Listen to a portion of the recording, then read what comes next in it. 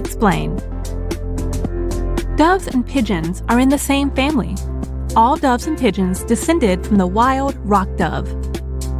In English-speaking countries, the larger species tend to be called pigeons, and the smaller ones, doves.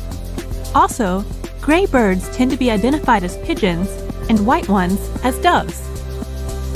The Germanic word is dove, which refers to the bird's diving flight, while the French use pigeon, which is derived from the Latin word pipio, which means peeping chick. Individuals all over the world also have their own linguistic views without scientific or taxonomic knowledge. So what one person may call a dove, another may call a pigeon. Characteristics of the Columbidae family. The taxonomic order that pigeons and doves belong to is known as Columbiformes.